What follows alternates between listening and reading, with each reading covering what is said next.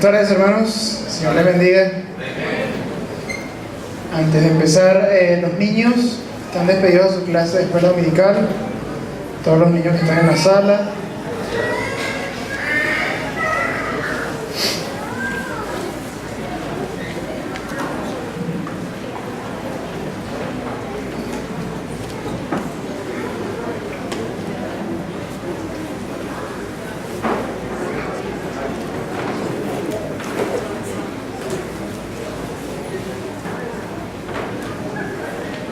Quisiera ratificar, creo que Joseph dio el anuncio.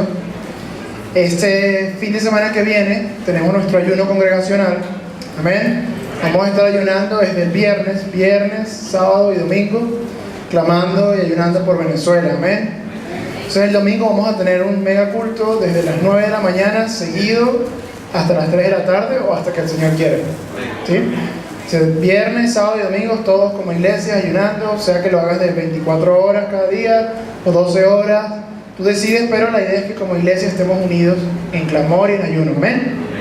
Amén. Otro anuncio que quisiera dar el día de hoy, me complace de verdad hacerlo, es que ya tenemos la fecha para el campamento de jóvenes. Amén. Va a ser del 11 al 13 de septiembre en el campamento Aventura, que eso es en el estado de Aragua y lo hemos venido haciendo los últimos 2 años. Los costos, si pagas entre el 24 de mayo y el 31 de julio, son 2.000 bolívares, es decir que más o menos 500 bolívares fuertes quincenal. Y si pagas después de julio, el mes de agosto, saldría en 2.500 bolívares fuertes. ¿Ok? Entonces esa es más o menos la forma de pago. Damos gracias a Dios porque Él permitió que nosotros como Ministerio Juvenil pudiéramos cubrir parte de los costos, y por eso, aunque parece elevado, está mucho más reducido porque hemos podido cubrir parte de lo que van a ser los costos este año. Están invitados todos los jóvenes que quieran ir a partir de 13 años y hasta 20 y tantos si quieres. Si quieres invitar a tu primo, tu sobrino, si quieres, los adultos que están acá, si quieren patrocinar a algún joven, no todos tienen los recursos, pueden hablar conmigo, con Joseph, Ronald, Miguel, César o Pastor Julio, y estamos a la orden para darle cualquier información que requieran, que necesiten, y recibir cualquier aporte que quieran darnos, obviamente. Pero no, en serio, hay jóvenes que quieren ir y sabemos que no necesariamente están trabajando, así que está abierto la posibilidad, igual que pueden invitar a algún familiar. Alrededor de 100 cupos más o menos, hay bastantes cupos, pero si lo puedes hacer entre los 2 meses que vienen ahorita, junio y julio, va a salirte más económico, así que te recomendamos a los muchachos que quieren asistir que lo empiecen a cancelar de una vez, que se planifiquen, que sí se puede. Amén. Gloria a Dios. Bueno, el año pasado, recuerdo los muchachos que fueron, el Señor nos sorprendió gratamente con su presencia en el lugar de adoración, dimos testimonio, me acuerdo, así que estamos convencidos de que el Señor tiene algo preparado para este año y estamos orando y clamando por eso. Si no va, apóyanos en oración para que Él se derrame y nosotros los jóvenes de la iglesia podamos seguir recibiendo de Dios. Amén. Amén. Bueno, acompáñame para que oremos antes de comenzar el mensaje del día de hoy. Bendito Señor, Padre, gracias por tu palabra, Señor, gracias que podemos cantarte, alabarte, Señor, con libertad, Señor. Te pido en esta hora humildemente, Señor, que tú abras nuestro entendimiento, Señor, con las Escrituras, Señor. Que tú quites todo velo en nosotros, Señor, y que podamos recibir tu palabra fresca, Señor. Que podamos recibir y entender lo que tú nos quieres decir, Señor, lo que el Espíritu está hablando a las iglesias en esta generación, Señor. Yo te pido que tú quites, Señor, cualquier cansancio, cualquier cosa que dificulte, Señor, que escuchemos tu palabra. Hemos venido a este lugar para escucharte a ti, no a mí, Señor. Que tu Espíritu Santo hable, fluya y que podamos, Señor, comprender lo que tú quieres decirnos hoy, Señor. En tu nombre, mi Dios, oramos con acción de gracias, Espíritu de Dios. Amén y amén. Amén. Me gustaría que fueras en tu Biblia a 2 de Corintios, capítulo 13.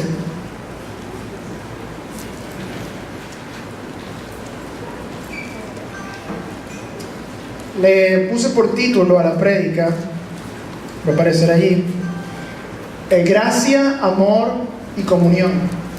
Voy a explicar un poquito el porqué, ¿no? Mientras oraba y meditaba en el mensaje, el Señor me llevó a analizar un poquito, a grandes rasgos, las cartas que Pablo escribe a las iglesias. Recordemos que Pablo escribe alrededor de 13, algunos piensan que 14 inclusive, cartas a distintas iglesias y epístolas.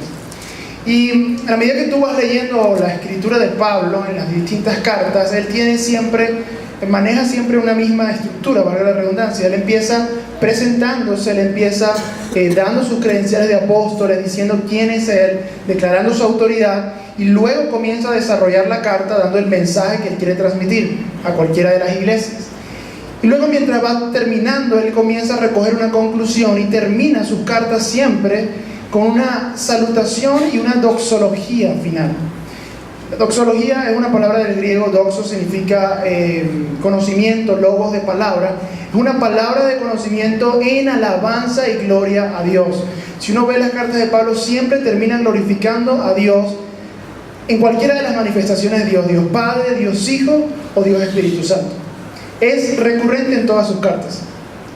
Y en particular la doxología final de 2 de Corintios, él toma a la Trinidad, Padre, Hijo y Espíritu Santo, y de cada uno de ellos realza un elemento y le dice a la iglesia de Corintios: yo quiero que estas cosas ustedes siempre abunden en ustedes. Entonces, en el versículo, voy a leer a partir del 11, aunque nos vamos a concentrar en el 14. A partir del 11, Pablo, ya despidiéndose de Corintios, le dice: por lo demás, hermanos, tened gozo, perfeccionándonos, consolándoos, sed de un mismo sentir y vivid en paz, y el Dios de paz y de amor estará con vosotros. Saludaos unos a otros con ósculo santo. Todos los santos os saludan. Luego dice: la gracia del Señor Jesús, el amor de Dios y la comunión del Espíritu Santo sea con todos vosotros. Amén. Que la gracia del Hijo de Dios, el amor del Padre y la comunión del Espíritu sea con todos vosotros, con todos ustedes, hablando de Corintios. Amén. Es interesante lo que realza Pablo acá, porque toma una característica de cada una de las tres manifestaciones de Dios en la Trinidad. Le dice: quiero que esto abunde en ustedes. Y sin duda uno podría agarrar cada una de esas y dedicar un sermón completo a la gracia del Hijo, al amor del Padre y a la comunión del Espíritu. Pero yo quisiera dar una suerte de paneo sobre cada uno de ellos para despertar el hambre en ti, para profundizar luego en tu devocional, en tu casa, donde sea, que profundices en cada uno de esos aspectos. Porque considero de parte de Dios que este versículo resume, cuando uno lo profundiza, la esencia del Evangelio, la esencia de lo que Dios quiere que nosotros como cristianos vivamos y transmitamos a través de nuestra predicación. Amén. Entonces, el primer elemento que él dice: yo quiero que la gracia del Señor Jesús, la gracia de Jesús, esté en ustedes, esté con vosotros. Que la gracia del Señor Jesús esté con vosotros.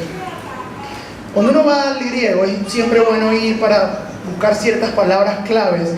En el griego, en el original, con el que fue escrito, el idioma con el que fue escrito originalmente el Nuevo Testamento, la palabra para gracias es charis. Y esto significa o favor o regalo.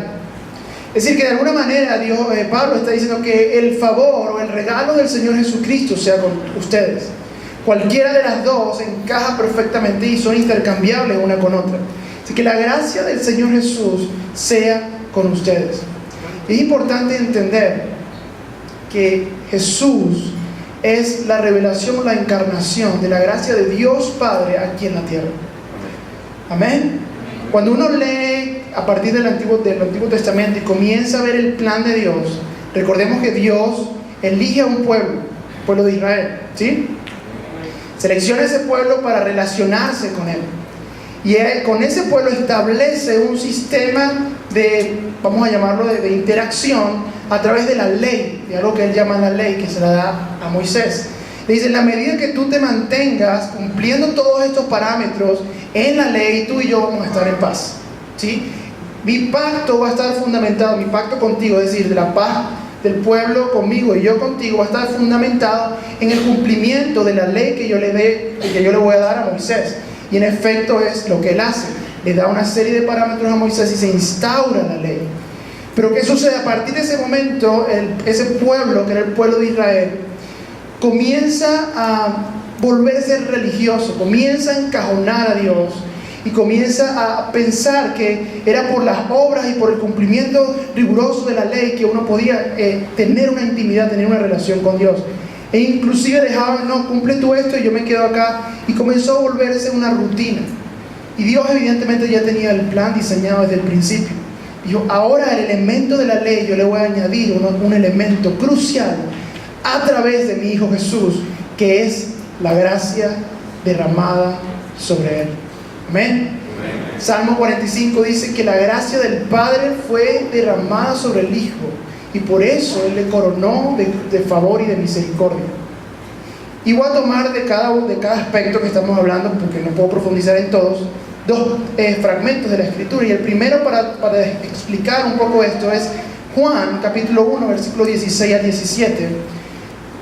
En este pasaje Juan el Bautista está predicando. Recordemos que Juan el Bautista había sido llamado por Dios ¿para qué? Amén, para preparar el camino de Jesús. Él había entendido que la profecía de Isaías, de Malaquías, hallaba cumplimiento en su vida, y él era el enviado, la voz que clamaba desde el desierto: preparad el camino y enderezad la senda para Yeshua HaMashiach que iba a venir. Amén. Y él dice, cuando está hablando a sus discípulos, los discípulos de Juan el Bautista, le dice: porque de su plenitud, hablando de Cristo, tomamos todos, y gracia sobre gracia. Pues la ley por medio de Moisés fue dada, pero la gracia y la verdad vinieron por medio de Jesucristo. Amén. Le dice, nosotros cuando aparezca este Mesías, porque todavía no había aparecido en escena Jesús, nosotros vamos a poder tomar de su plenitud, y va a ser una fuente inagotable de gracia. Va a ser gracia sobre gracia, favor sobre favor, que vamos a poder tener de parte de Él. Amén. Amén. Dice, porque ustedes están acostumbrados a la ley de Moisés, pero la gracia y la verdad van a venir por medio de Jesucristo. Amén. Y Jesucristo, nuestro amado Dios, vino a la tierra predicando ese mensaje. Es importante que cuando uno lea los evangelios, piense en Jesús como un judío predicándole a sus pares entre comillas, porque ellos también eran judíos. Jesús no estaba predicando a todas las naciones. Jesús no estaba dando un mensaje que iban a recibir todas las culturas. Él estaba hablando a los judíos. Amén. Los evangelios son mensajes que Él estaba hablándole a ellos. Entonces, Jesús, en su mensaje inicial, Él quiere agarrar a los judíos y decirles: tienen que salir de ese cajón en el que tienen a Dios y comenzar a entender que Dios es un Dios de misericordia y que va a establecer un pacto mayor a través de la gracia en mi sacrificio. Amén. Amén. Y así le predica Jesús, así habla Jesús con los fariseos, tratando de sacarlo de esa doctrina donde ellos estaban metidos. Amén. Amén. Cuando uno comienza a leer, uno se da cuenta que Jesús, realmente Él quería fastidiar a los fariseos. Que entendieran lo que Él quería decir. Amén. Jesús, por ejemplo, muchos de los milagros que Él hizo, adrede, los hizo el día de reposo. Al menos 5 o 6 milagros fueron hechos el día de reposo, y los hacía a propósito ese día, y que los vieran los fariseos, para que los fariseos se escandalizaran y le dijeran: pero ¿cómo es posible que tú vas a hacer algo el día de reposo? Porque para los judíos el día de reposo, el Shabbat, era sagrado. No podías hacer, no puedes de hecho hoy día hacer mayor cosa más que dedicarte a buscar a Dios, y en ese momento era ir al templo y ya, si acaso caminabas. Pero Jesús le dice a ellos: es que ustedes no entienden, y les pone en uno de esos milagros que Él hace, que Él libera a una persona que estaba atada por un demonio. Le dice: si tu asno se cae en un pozo en el día de reposo, ¿acaso tú no vas a ir y lo vas a sacar? Y evidentemente ellos tenían que decir que sí. Dice: ¿y cómo yo no voy a liberar a esta persona en su necesidad, porque es un día de reposo? Amén. Y eso hacía que los fariseos por dentro se llenaran de ira, y desde ahí comenzó un deseo ardiente por matarlo, porque fue una confrontación directa contra su religiosidad. Amén. Amén. Y el velo de la ley de Moisés fue lo que permitió que ellos crucificaran a Jesús. porque ellos no supieron entender que el pacto que Él iba a establecer iba a venir a través de su gracia. Amén. El favor de Dios, el regalo de Dios para la humanidad, Cristo Jesús. Y esa es la gracia de la cual Pablo le dice a Corintios: no olviden nunca que la gracia de Jesús sea con todos ustedes. Amén. Quiero llevarte a otro pasaje en Efesios. Efesios 2, del 4 al 9.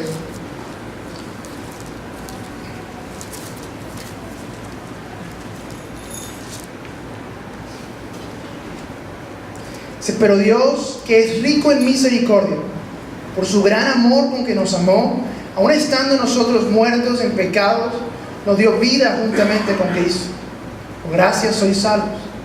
Y juntamente con Él nos resucitó y asimismo nos hizo sentar en lugares celestiales con Cristo Jesús, para mostrar a los siglos venideros las abundantes riquezas de su gracia en su bondad para con nosotros en Cristo Jesús. Porque por gracia sois salvos, por medio de la fe. Y esto no de vosotros, pues es don de Dios, no por obras, para que nadie se gloríe. Amén. Es decir, la gracia establece el fundamento de un nuevo pacto. Esa es una de las primeras características, la gracia de Jesús, la gracia del Hijo. Pero la gracia también establece el regalo más preciado de nosotros como cristianos, que es nuestra salvación. Amén. Somos salvos ¿por qué?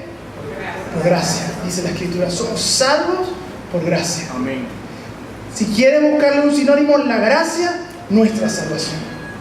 Porque sencillamente por la bondad y la misericordia de Dios, que hoy aquellos que han aceptado a Jesús, el sacrificio de Jesús, podemos decir con toda seguridad y confianza: somos salvos. Somos salvos. Charles Spurgeon, uno de los grandes predicadores del siglo antepasado, 1800, decía: el mensaje de la salvación es lo más simple, pero lo más sublime para todo cristiano. Amén. Porque es el primer mensaje, el mensaje que nos confrontó de inicio y que hoy día los que somos cristianos nos tiene acá, el entender que necesitamos la salvación. Pero es también el mensaje más sublime, más allá de que luego el Señor nos muestre más y más. El hecho de la salvación es el tesoro más preciado de nosotros los cristianos, de la iglesia del Señor. Amén. Dice: ustedes estaban muertos, aún estando muertos en sus pecados, Él nos dio vida juntamente con Cristo. Hay un milagro de la resurrección, del pecado a la vida en Cristo Jesús, que ocurre cuando aceptamos su gracia. Amén. O sea, aún estando en tus delitos, tus pecados, eres salvo, tienes vida juntamente con Cristo Jesús, por el sacrificio que Él hizo en la cruz del Calvario. Amén. ¿Sí? La Biblia dice en Romanos que ya el pecado no puede enseñorearse de nosotros. Romanos 6, 14. Porque ya no vivimos bajo la ley, sino bajo la gracia. Y el pecado no tiene ningún tipo de autoridad sobre nosotros, porque es bajo la gracia, bajo el fundamento de la gracia y bajo el pacto de la gracia de Cristo Jesús que nosotros nos movemos como iglesia. Amén. Bajo ese poder y autoridad.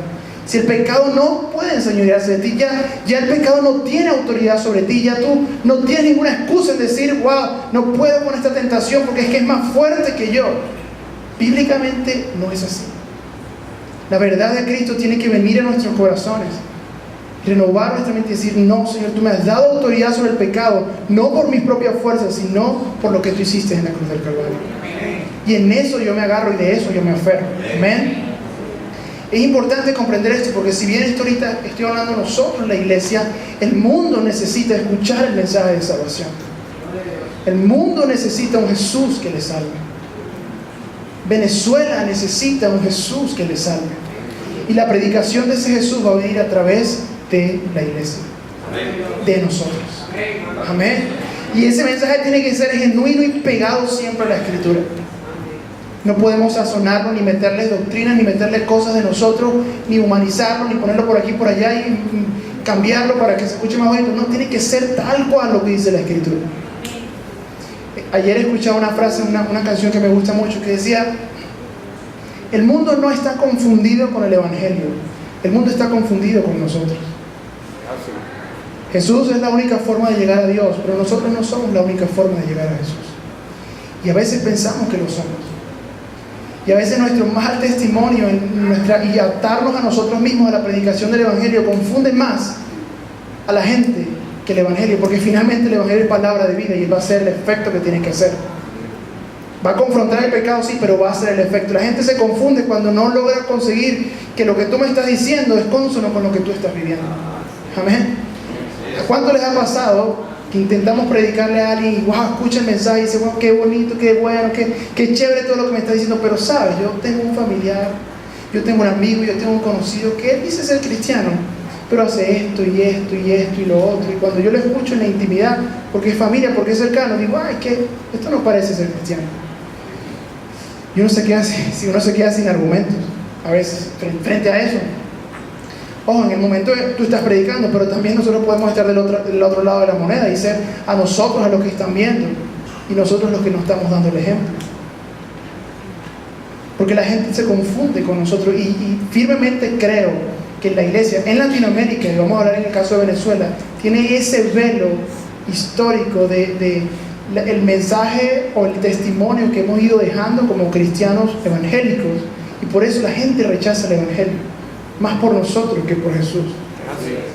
Y por eso Pablo les decía, yo no me predico a mí mismo, yo predico a Cristo y a Cristo crucificado, punto. Porque no, y aun cuando Pablo tenía que gloriarse, él decía, yo me puedo gloriar, pero no lo hago, y si de algo me voy a gloriar de lo que Cristo ha hecho en mí y de lo que Él ha hecho de mi vida, porque yo predico a Cristo y Cristo resucitado. Y ese tiene que ser el evangelio de nosotros, el evangelio que prediquemos, el evangelio que transmitamos de generación en generación, y que llevemos a Venezuela, nuestra nación, y que lo apliquemos en nuestra nación. Amén. Si quiero que la gracia de Cristo esté siempre con ustedes. Hace unos meses escuchaba un documental acerca de cómo hacen para mantener la Torre Eiffel, la Torre de París. Y es bien interesante porque para hacerle mantenimiento a la Torre Eiffel se tienen que guindar en unos andamios y tienen que poner una cantidad de arneses para pintar y para chequear los tornillos, los pernos, etc. Y cuando entrevistan a las personas que hacen ese trabajo, que es sumamente peligroso, le dicen, oye, ¿qué hacen ustedes? ¿Cómo se mantienen para que no se vayan a lastimar? Lo peligroso que es. Y recuerdo que una de las respuestas que le dio un obrero, ingeniero que estaba trabajando, le dice, lo más importante es que nunca nos acostumbremos al trabajo que estamos haciendo. Porque en el momento que nos acostumbramos a la rutina del día a día, en ese momento corremos peligro de que algo no atemos, que a un perno no lo pongamos bien y podemos caer. Entonces todos los días volvemos a revisar una y otra vez el manual y volvemos a hacerlo tal cual como si fuese la primera vez que nos enseñaron. Porque sabemos que así nos podemos mantener seguros. Y lo mismo pasa con nosotros. Jamás nos podemos acostumbrar a la gracia de Cristo Jesús. Amén. Nunca podemos dar por sentado nuestra salvación, pensando que ya la recibí, listo, ya estoy salvo, punto. Porque la Biblia declara, más el que persevere hasta el fin, este será salvo. Amén. Y existe la posibilidad, y teológicamente está escrito en la Biblia, de que podamos perder nuestra salvación. Si no estamos firmes en el Señor, nunca, jamás te acostumbres a la gracia de Dios y al regalo de la salvación que tenemos nosotros como iglesia.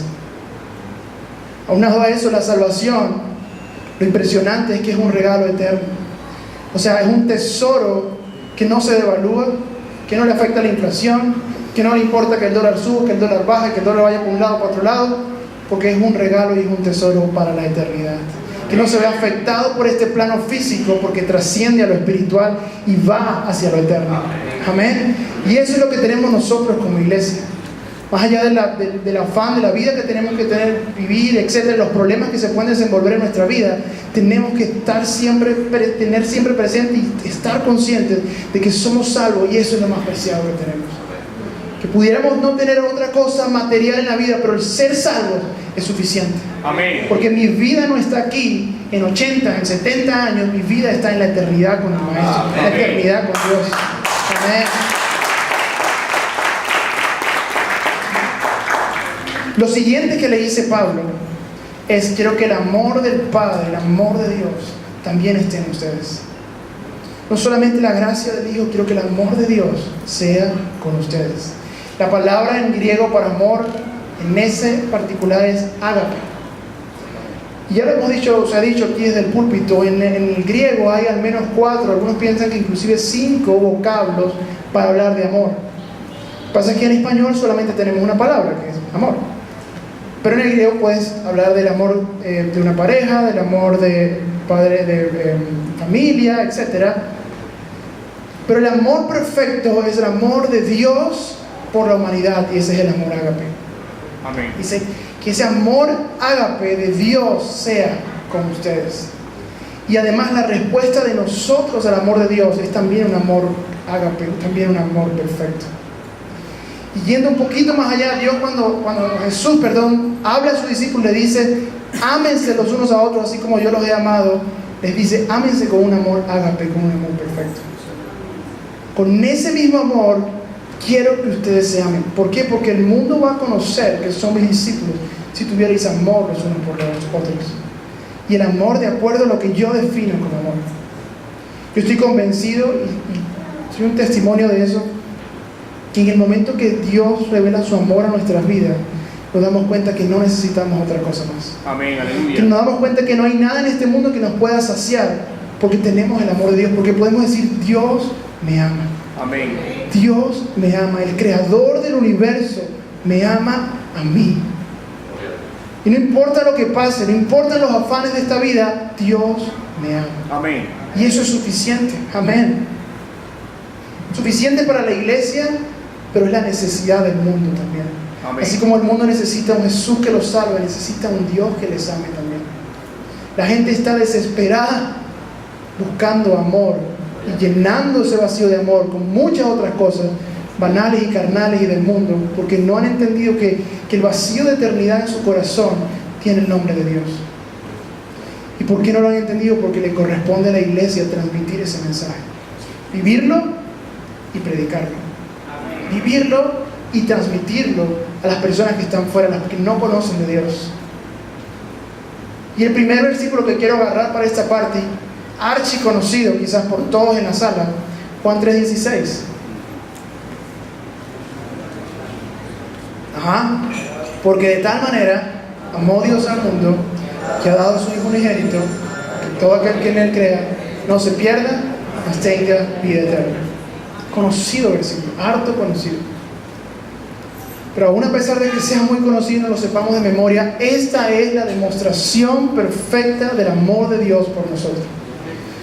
Lo más impactante, lo más impresionante de Dios es que Él no es como nosotros, que puedo decirle te amo a alguien y no sé, le mando una carta, le escribo algo, le doy un mensaje, lo que sea. Yo porque te amo te lo voy a demostrar y voy a agarrar lo más preciado que yo tengo y lo voy a entregar para que muera y tú puedas entonces pertenecer a mi familia. Mi unigénito, mi hijo, con quien he tenido intimidad desde el principio de la creación, por la eternidad y para la eternidad, me voy a desprender de él, lo voy a abandonar inclusive para que tú puedas entender lo mucho que yo te amo, para que el mundo pueda entender lo mucho que yo le amo y anhelo que formen parte de mi familia. Dice, amó al mundo que dio a su Hijo unigénito para que todo aquel que en él cree no se pierda, mas tenga vida eterna. Y a veces perdemos de vista esa parte final en la coma, después de la coma.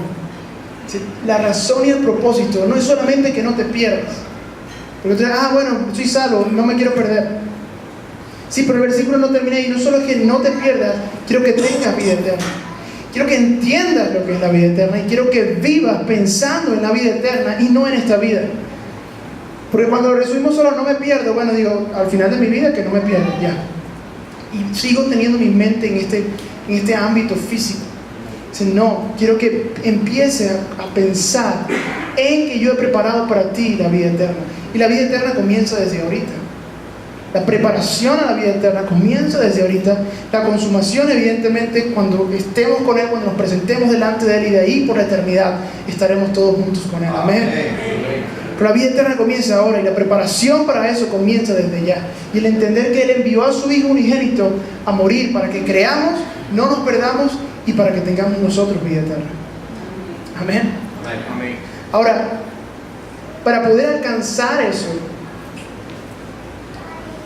sin duda que legalmente nosotros tenemos que formar parte de la familia de Dios y tenemos que pasar a ser hijos de Dios. Entonces, el amor de Dios el Padre se muestra en el sacrificio de su Hijo. Pero la otra demostración de su amor, voy a ir a 1 de Juan, capítulo 3, versículo 1. Dice, mirad cuál amor nos ha dado el Padre para que seamos llamados hijos de Dios. Por esto el mundo no nos conoce, porque no le conoció a Él. Amados, ahora somos hijos de Dios. Y aún no se ha manifestado lo que hemos de ser. Pero sabemos que cuando Él se manifieste, seremos semejantes a Él, porque le veremos tal como Él es. Amén, aleluya. Amén. Primera de Juan, de hecho, toda la carta de Primera de Juan habla acerca de esa manifestación del amor de Dios. Ahí encontramos esa declaración, Dios es amor. Y luego puedes leerla y profundizar, pero aquí Juan dice, mira lo grande del amor de Dios, que ahora somos llamados sus hijos. Que ahora yo puedo decir, yo soy el Hijo de Dios. Lo damos por sentado, pero Juan entendía que había profundidad y había un misterio allí. Mira lo grande de su amor, que ahora somos llamados sus hijos. Porque el Hijo unigénito por derecho, ¿quién era? Jesús. Perfecto y sin manchas. No había nada ni nadie que pudiera decir no puede ser hijo de Dios, porque Él tiene toda la autoridad, todo el derecho de serlo. Nosotros no. Somos pecadores, somos imperfectos y además somos humanos. Dice, pero tranquilo, todo eso no tiene sentido, porque en la sangre y en el sacrificio de Cristo, al momento de aceptarlo, yo te hago mi hijo. Y no conforme con eso, Jesús tiene una herencia y nosotros, por ser hijos de Dios, pasamos a ser coherederos de Jesús. Amén. Amén. Pasamos a tener la misma herencia del Hijo de Dios. Lo mismo que Dios le prometió a su Hijo, nosotros, al hacernos hijos de Dios, o a Él hacernos a nosotros sus hijos, pasamos a ser coherederos de Cristo. Amén. Y a recibir también lo que Cristo va a recibir. Amén. Desde un principio Dios ha establecido vínculos eternos con la humanidad. En Jeremías, cuando habla del pueblo de Israel, dice, Israel, yo te he amado con amor eterno, le dice. Y por lo tanto yo te prolongué mi misericordia. Y en esa prolongación de su misericordia entramos nosotros, los que no éramos judíos. Porque ahí está hablando particularmente a su pueblo. Dice, pero como prolongué mi misericordia, había un espacio para que toda la humanidad escuchara mi mensaje. Y en el momento que se alcance, dice la Escritura, la plenitud de los gentiles, entonces tú, Israel, vas a ser salvo también. Amén, aleluya, Y en ese prolongar la misericordia, ese amor eterno con el que te ha amado Israel, es el mismo amor eterno con el que Él nos ama a nosotros. Amén, Con el que te ama a ti y me ama a mí. Y por eso el anhelo de Él es que vivamos esta vida eterna junto con Él por siempre. Amén. Amén. Ahora Él dice, Juan dice, por esto el mundo no nos conoce, porque no le conoció a Él. Si te has hecho la pregunta, oye, ¿por qué será que me aborrecen en el mundo? ¿Por qué será que siempre tengo problemas porque soy cristiano y se meten conmigo, etcétera, etcétera, etcétera? Aquí está la respuesta. Y si el mundo sí te conoce, si no te pasa nada de eso, hay que revisar. Hay que revisar. Porque el mundo no conoció a Jesús. Y vaya que Jesús no tenía ningún tipo de defecto. Nadie podía decir, ay, sí, ¿qué cristiano eres tú, Jesús? Porque Él era perfecto. Aun cuando le trataron de buscar la falla, no se la consiguieron. Y sin embargo, aún a pesar de eso, no le pudieron conocer. Aún a pesar de su perfección, no le pudieron conocer. Y el anhelo de nosotros tiene que ser que el mundo no me conozca, Señor. Que la fama y la gloria del mundo y los anhelos del mundo y los deseos del mundo no sean lo mismo para mí, no sea lo que me llene. Que me conozcas tú en la intimidad, en lo secreto, porque Él luego va a tomar esos secretos y lo va a hacer público. Va a tomar lo que fue fiel, el que fue fiel en lo íntimo, en lo pequeño, Él lo va a manifestar en lo público, exaltar en lo público. Amén. Que no te conozca el mundo, que te conozca Jesús.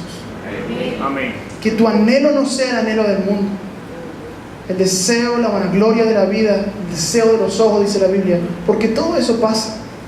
Todo eso pasa. Pero el que está en su palabra permanece para siempre, porque su Amén. palabra no va a pasar. Amén. Amén. Amén. Y es importante que el Señor nos examine a nosotros para poder entender, Señor, qué estoy anhelando, qué estoy deseando. Quiero que me conozca el mundo, quiero que me conozcas tú. Hay un anhelo por fama, hay un anhelo por reconocimiento. Y no que eso sea malo, porque el Señor puede usar eso, pero cuando lo usa para glorificarse, para predicar el Evangelio, ahí el Señor se manifiesta y es glorioso. Obviamente, si tienes algún tipo de influencia para llevar el Evangelio, gloria a Dios por eso. Pero si tu deseo es primero la influencia antes que predicar el Evangelio, ahí hay que revisarse. Ahí hay que examinar, Señor, que mi corazón se mantenga siempre cimentado en tu palabra. Amén. Amén. Siempre cimentado en tu palabra. Amén. Y lo último que Pablo le dice, ayer finalizando la doxología, le dice, y que la comunión del Espíritu también sea con ustedes. Amén. Amén. Amados, el Espíritu Santo es el que cohesiona todo el cuerpo de Cristo. La Biblia dice en Corintios que hemos sido todos bautizados por un mismo Espíritu en el cuerpo. Amén. Lo que nos mantiene juntos y unidos como iglesia es la comunión en el Espíritu. Porque hay un mismo sello en cada uno de nosotros. Aun cuando podamos tener una personalidad diferente, una manera de pensar distinta, un trasfondo diferente, aún a pesar de todo eso, el mismo sello del Espíritu de Dios está en tu corazón y está en mi corazón, y eso nos une.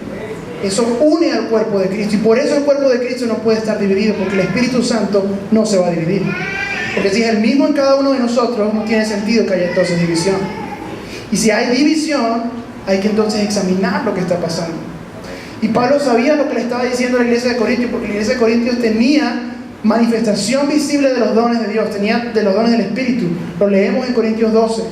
Pero además había problemas profundos de pecado en medio de ellos. Si no pierdas de vista la comunión del Espíritu, la intimidad en el Espíritu, para mantener a la iglesia firme, cohesionada, unida. Amados, el arma más poderosa para derrotar al enemigo es una iglesia unida. Amén. Porque una iglesia unida puede mover por medio de la oración y del clamor a ángeles, puede utilizar la autoridad de Cristo Jesús para cambiar una nación. Para cambiar a Venezuela. Amén. Ha ocurrido en otros lugares. Los avivamientos han comenzado por una iglesia que se junta a orar y a clamar día y noche para que el Señor traiga arrepentimiento a esa tierra. Y está registrado en la historia. Uganda lo vivió, Corea también, Gales lo vivió. Yo estoy convencido y creo y predico y sé que va a ser así, que Venezuela también lo va a vivir. Sí, la iglesia se une en oración, en clamor y en ayuno. Amén. Porque el enemigo va a siempre tratar de dividir la iglesia por cualquier cosa. Aún la cosa más tonta, por ahí el enemigo se va a meter para dividir la iglesia. Y te puede usar a ti, me puede usar a mí. Pensamos que no, eso pasa con otra persona, pero aún nosotros, un pensamiento puede ser suficiente para que por ahí el enemigo se meta y cree una división. Pablo dice, la comunión del Espíritu. Amén. Lo que sucede cuando estamos en comunión con el Espíritu, que lo explicaba en el culto pasado, como que, imagínense que cada uno de nosotros tenga como una cuerda individual. Y en el momento que comenzamos a orar y comenzamos a unirnos en el Espíritu, todas esas cuerdas apuntan en una misma dirección, que es el Espíritu Santo de Dios. Y todas las diferencias que podamos tener pierden sentido porque estamos todos clamando y orando en el Espíritu de Dios y a través del Espíritu de Dios. Y por eso Pablo le dice a la iglesia de Éfeso, quiero que oren en todo tiempo, orando en el Espíritu. No a través de tu intelecto y tu humanidad y lo que tú piensas. Que el Espíritu tome propiedad de ti, comiences a hablar en otras lenguas, lo que sea, pero que el Espíritu tome la autoridad sobre ti para que no seas tú, sino sea Él clamando por ti. Porque en ese momento hay una unidad perfecta, porque no interfiere ninguno de nosotros allí. Porque no se trata de una doctrina o de una denominación, es el Espíritu y el sello del Espíritu en cada uno de nosotros. Amén. Y eso es una realidad, amados hermanos. La coinonía, la confraternidad, la participación a través del Espíritu Santo. Amén. El Señor me hizo entender esto. Hace un año atrás fui a estudiar afuera y Quería buscar una iglesia para congregarme. Y comencé a buscar, pero quería buscar una iglesia que fuese como Oigo un Cristo. Que tocaran, que fuese más o menos el mismo estilo y todo, porque quería sentirme cómodo. Intenté buscar por un lado, por otro lado y no conseguí. Pasó una semana, 2 semanas, 3 semanas, y a la tercera semana yo comencé a sentir que me estaba enfriando. Empecé a sentir, wow, me estoy dando concesiones que antes no me daba, ahora pienso que no, si puedo hacer esto, si puedo hacer lo otro, algo está pasando. Y entendí en ese momento, por la misericordia de Dios, que necesitaba urgentemente una iglesia donde congregarme. Aleluya, está muy bueno.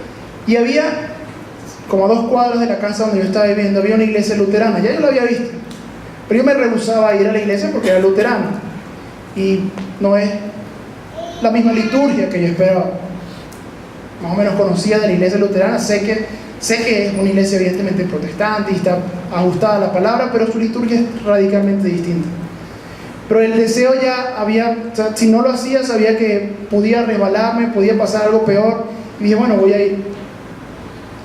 Y literalmente, o sea, no sé si alguno de ustedes ha ido alguna vez a una iglesia luterana, pero es todos sentados en unas banquetas, no hay instrumentos musicales, es un órgano tocando, es un himnario, que es imposible cantar el himnario además, que todas notas altas y bajas y tal, te sientas y te paras y te subes y el sermón es muy lineal, el pastor no hay una libertad a la que uno está, o a lo que yo estaba acostumbrado del espíritu. Y a pesar de que todo era distinto, amados hermanos, en el momento que yo entré, yo conseguí un grupo de personas que amaba a Dios igual que yo y que adoraba a Dios igual que yo y que tenía pasión y que tenía el sello del Espíritu. A mí no me importó la liturgia. Yo dije, por fin puedo tener coinonía, puedo tener una comunión en el Espíritu con estos hermanos que no conozco, que no sé quiénes son, pero sé que tienen el sello del Espíritu así como lo tengo yo. Y el Señor quebrantó ese paradigma y me dijo, tú no eres el único camino para llegar a Jesús. Jesús es el único camino para llegar al Padre. Pero el tema de doctrinas y el tema de denominaciones, de eso me encargo yo. Ellos están adorándome, ellos me están alabando. Y allí estoy yo. Yo sentía su presencia en ese lugar. Y me congregué durante las semanas que estuve allí e hice amistad con personas y pude comprender la necesidad de la armonía como iglesia, independientemente de lo que es doctrina y de lo que es cosas de hombre, porque finalmente esas son cosas de hombre. Amén. Salmo 133 dice, mirad cuán bueno y delicioso es habitar los hermanos juntos en armonía. Y ese salmo luego dice, es como el óleo que desciende por las barbas de Aarón y baja las vestiduras. Y es interesante que usa la figura de Aarón y no la figura de Moisés, porque la autoridad era en Moisés, no en Aarón. Moisés era el que estaba a la cabeza, pero Moisés representa la ley. En la ley, en términos de doctrina, jamás vamos a encontrar una unión. Siempre va a haber una persona que piense distinto y que crea una cosa y que crea otra cosa. Pero en la figura de Aarón, Aarón representa el sacerdocio, la comunión, la oración, la adoración. Allí encontramos la unidad, porque allí es donde se mueve el Espíritu y el Espíritu nos toma y comenzamos a orar y movernos en lo que Él quiere y no lo que nosotros queremos. Amén, y por eso ocurre a través de una atmósfera de oración y de comunión, que nos movemos en el poder del Espíritu Santo. Amén. Y en ese poder podemos cambiar a nuestra nación, podemos cambiar a Venezuela. Amén. En ese poder podemos cambiar a Venezuela. Amén. Efesios 4, del 1 al 3, Pablo dice, yo pues, preso en el Señor, os ruego que andéis como es digno de la vocación con que fuisteis llamados, con toda humildad y mansedumbre, soportando con paciencia los unos a los otros en amor, solícitos en guardar la unidad del Espíritu en el vínculo de la paz.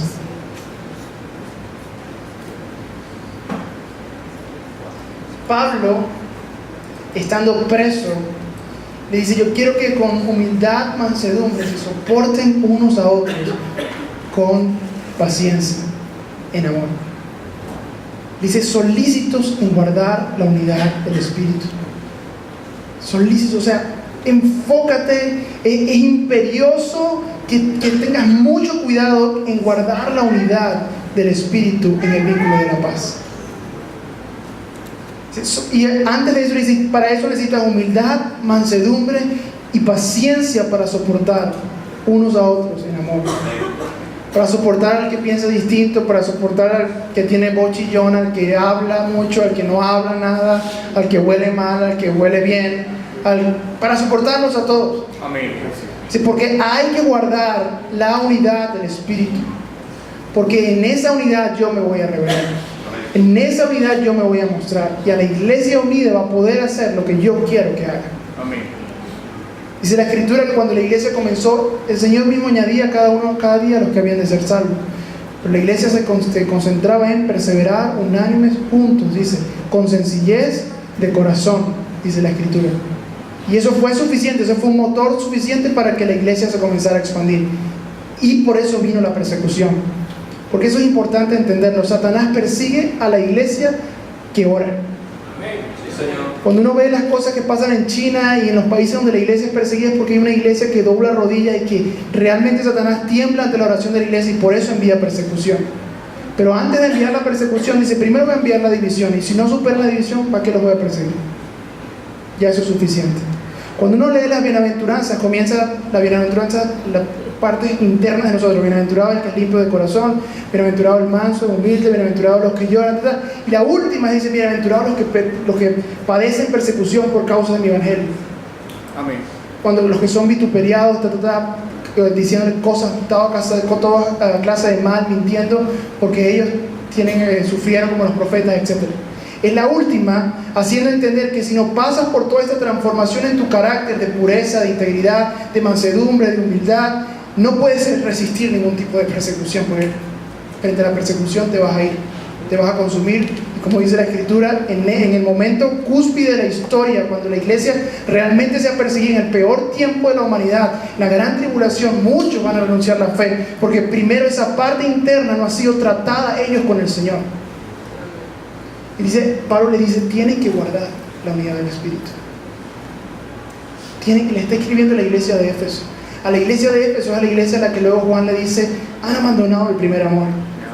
Han abandonado el primer amor, y por tanto va a venir el ángel, va a quitar el candelero de ti y vas a dejar de existir. La iglesia de Éfeso ya no existe más. Históricamente desapareció. Es a la misma iglesia de Éfeso que Pablo le dice cuando él se va creo que es Hechos 20 y tantos. Yo me voy, pero yo sé que después que yo me vaya van a venir personas, lobos disfrazados de ovejas, y van a causar división en medio de esta iglesia. Y él llama a los ancianos y le dice, yo me voy a Jerusalén porque ya yo estoy pronto a acabar mi carrera, pero aquí quiero que sepan que se van a levantar personas y van a dividir la iglesia. Le dice Pablo a la iglesia de Éfeso. Y finalmente eso fue lo que pasó con esa iglesia. Y es importante que la comunión en el Espíritu la guardemos en el vínculo de la paz. Que la paciencia, la mansedumbre y la humildad para soportarnos unos a otros sea una realidad. Amén. Soportarnos desde casa, porque sé que el Señor ha traído aquí familias, y a veces es más difícil ser cristiano en la casa. Bueno, es más difícil ser cristiano en casa que acá. Aquí está 5 horas, quizás luego 2-3 horas a la semana, y es fácil ponerse una careta de cristiano y ya. Pero en la casa, más complicado. Si el pastor está en la casa, peor. No, pero es la prueba del Señor de moldear nuestro carácter. Amén. Para hacernos y para ver si realmente vamos a aguantar en el momento que nos toque resistir. Porque yo confieso mi debilidad y me di cuenta cuando estuve de viaje, o sea, necesito mi iglesia. Amén. Yo bendigo a los misioneros que pueden estar un año sin ningún tipo de iglesia, porque ellos tienen que fundar la iglesia y dependen ellos del Espíritu. Gloria a Dios por esos corazones. No cualquiera tiene esa capacidad de resistir y de aferrarse al Señor. Amén. La necesitamos, sin duda la necesitamos, y quiero llegar a ese nivel y quiero crecer para decir, Señor, no necesito, aunque sé que tú quieres que lo tenga, pero si padre y madre me dejaran, si no tengo iglesia, igual yo tengo que permanecer y perseverar en ti, o dejar que el mundo comience a arroparme porque dejo de congregar. Tengo que llegar a ese nivel, porque en principio la iglesia fue diseñada para establecer esta comunión, para mostrar el cuerpo de Cristo. Amén. Amén. Amén. Y finalmente le pido a los músicos que vayan pasando, pero antes de finalizar, el siguiente versículo que tomé para esta parte de la comunión en el Espíritu, 1 Corintios 2:10, porque la comunión del Espíritu la comunión ocurre en nosotros como iglesia, pero también como individuos con el Señor. ¿Ok? 1 Corintios 2:10 dice, pero Dios está hablando acerca de la revelación de Dios a través del Espíritu.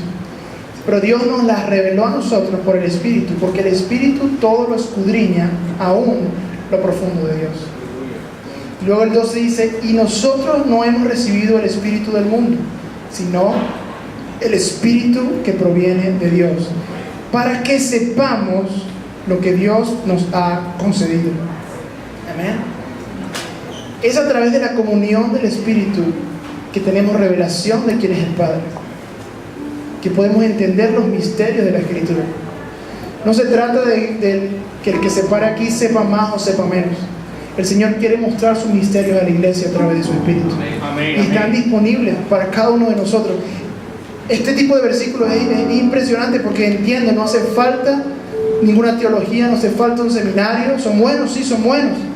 Pero alguien una vez dijo que los seminarios se han vuelto la tumba de la fe, porque es una realidad, también tienen esa tendencia. Pero no hace falta nada de eso, porque el Espíritu que escudriña lo profundo de Dios quiere revelarlo a nosotros, porque Él es el único que puede saber esas profundidades. Yo estoy convencido que hay misterios para la iglesia hoy día, para la iglesia de esta generación, a nivel global, pero a nivel local en Venezuela. Dios quiere desatar un entendimiento de cómo tenemos que orar para ver el cambio, no a nivel físico, a nivel espiritual, para ver una oleada de arrepentimiento en nuestra nación. Pero tenemos que entender primero, comprender, ser entendidos cómo debemos orar, alinearnos con la voluntad de Dios. Esta semana el Señor tocó mi corazón porque en el lugar donde vivo, en Palo Verde, hubo un suceso terrible, un tema de inseguridad, y yo sé que todos estamos viviendo esto, pero fue un poco más cercano porque fue en mi urbanización y mataron a un señor horrible, horrible de verdad. Y la gente salió a la calle y trancaron la calle, estuvo trancada hasta la madrugada. Y eso me llevó a sentir, como sufrir por mi nación, como, wow, qué triste, Señor. A lamentarme por lo que sucede, por lo que pasa en Venezuela, por todo este tema de maldad, porque no es nada político, es un tema de pecado en nuestra nación.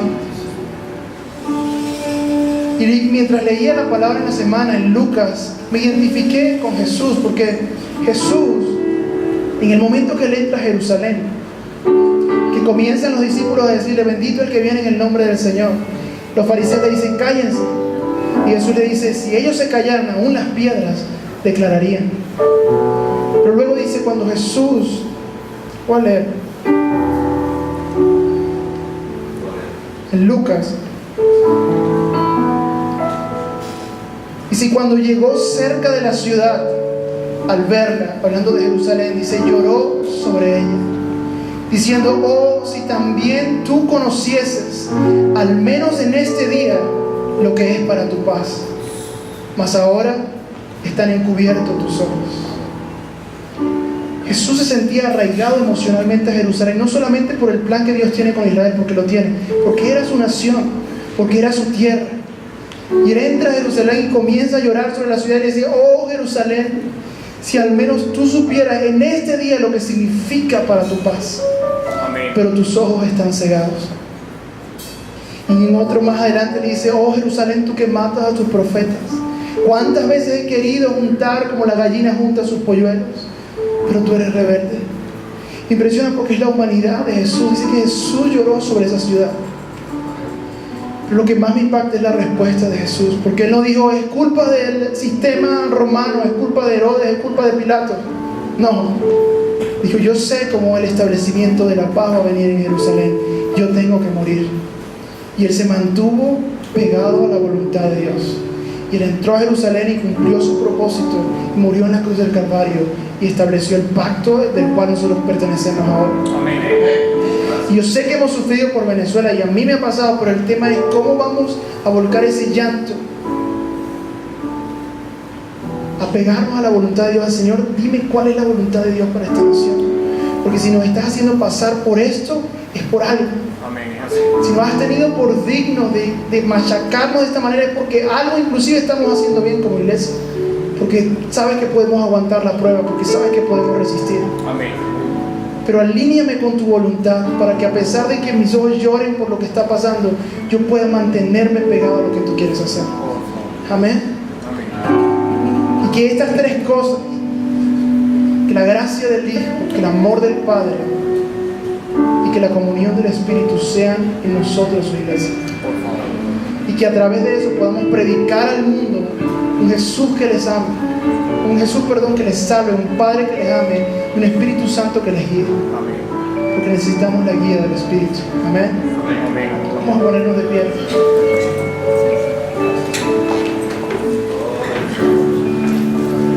Yo le pido a la iglesia que esté orando, y quiero ahorita hablar a aquel que ha venido quizás por primera vez, segunda, tercera. No conoces a Dios, no conoces a Jesús. Y si el Espíritu ha estado haciendo algo, no lo entiendes, no comprendes lo que está pasando. Si tú quieres tomar la decisión de recibir a Cristo, de aceptar el sacrificio de Jesús, te quiero invitar que tú pases al frente. Si hay alguien en esta sala que quiere tomar esa decisión hoy, decir: yo quiero ser salvo. Aleluya, Señor. Aleluya. Amén. Creo que la iglesia está orando, ¿no?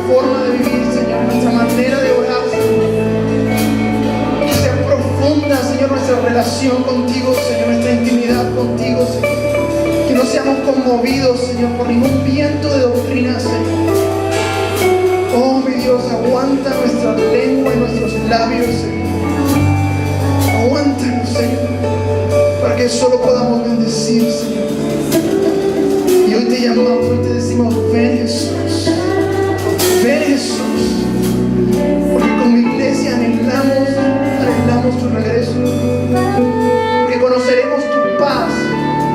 seas establecido. En el nombre de Jesús. En el nombre de Jesús. Establece tu